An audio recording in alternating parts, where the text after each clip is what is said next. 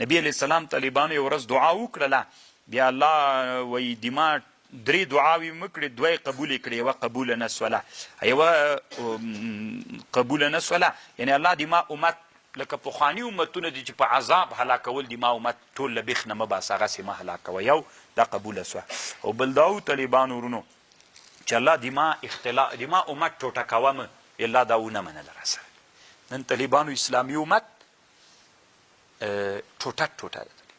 مولایان هم دې ټوټه کېدلو ته نیغ ناست دي چې دما مریدان ډېر سي، دې کې نه دي چې د اسلام زمن ډېر سي، بس دې کې دي چې ما مریدان ډېر سي، بلې دما شاګردان ډېر سي. طالبانو ورونو د بیت الله چې جوړه سوي د دې اصلي هدف څه دی؟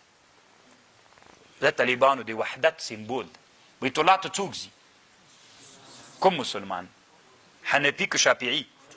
نه، طالبان شیعه که سني، تور که سپین، وابي که پنجپیري، ټول ځي طالبانو، ټول یو امام ته سجده کوي، یو رب العالمین ته. د دې مطلب دا ده چې ټول مسلمان باید څوک سي، یو مسلمان وي. طالبان دا د وحدت سمبول د طالبان.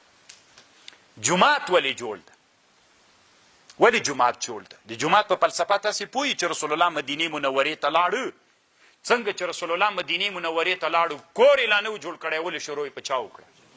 جماعت طالبانو د وحدت سمبول و. هلته اوسیان ول، خزرجیان یې نه منل، خزرجیان و اوسیان نه منل، بني نضیر و بني قینقاع نه منل، بني قینقاع و بنو نضیر نه منل، هغوی بنو قریظه نه منل. طالبانو منځ کې جماعت چې جوړ سو طالبانو ورونو، دلته د چا په نوم راغلل خلک؟ څوک؟ ټول. بنو نضیر هم راغی، اوس هم راغی، خزرج هم راغی، سلمانی فارسی هم راغی، سنان رومي هم راغلل که نه؟ دا د وحدت سمبول. نو جماعت کې دلته اوس موږ تاسو طالبانو که جماعت ته وحدت سمبول نه وي، تاسې د کومو ولایتونو یئ؟ د ډېر افغانستان وحدت راغی که نه؟ نو طالبانو اسلام د اسلام اصلي روح وحدت ته چې اسلامي امت کې څوک راولي؟ تاسو طالبانو پنجپیری ده وابۍ نه مونځ کېږي پسې نه پسې کېږي، موږ جومات کې داسې نه وي، تا جومات کې داسې نه ملا داسې وي. او د طالبانو د علماو کې روحیه د افتراق پرته سوله. علما صحیح ده د دې خبر کوي چې زه خلکو ته دین ورښیمه، خو ډېر داسې علما دي چې د هغوی مقصد دا دی چې شاګردان مې ډېر سي، او د ما شاګردانو منځ کې داسې ببر وګرځېږم. هغه وایي چې زه داسې وګرځېږم، هغه وایي چې د ما مریدان ډېر وي چې کله راوځي ډېر شر و شور جوړ سي. دې کې د طالبانو دې کې د هېڅ چا فکر نه ده چې موږ داسې کار باید وکړو چې د اسلام زمن ډېر سي. استکار څوک وي؟ که د تا شاګرداني که د ما، که د تا پیراني مریدان وي که د ما، ټول یو متمرکز اسلام.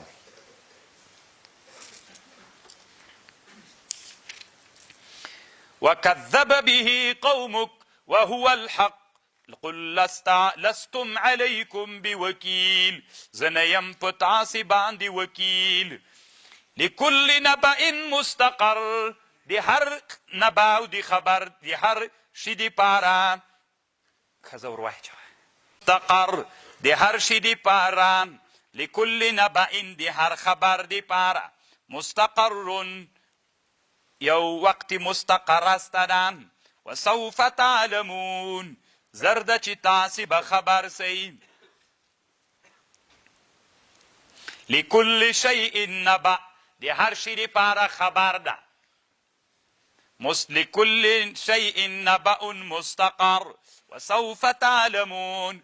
وإذا رأيت الذين تكلتوين كسان يخوضون ورغديگي في آياتنا دمن پايتونو كم فاعرض عنهم اعراضك لدينا حتى يخوضوا في حديث غيره فإما یعنی کله دی هغه کسان چې ولیدل چې د موږ په آیتونو کې ورګډ سول اعراض سر، یعنی قرآن کې استهزا یې کولې، قرآن هغه یې کول اعراض تر دې پورې چې په نورو خبرو کې ګډ سي.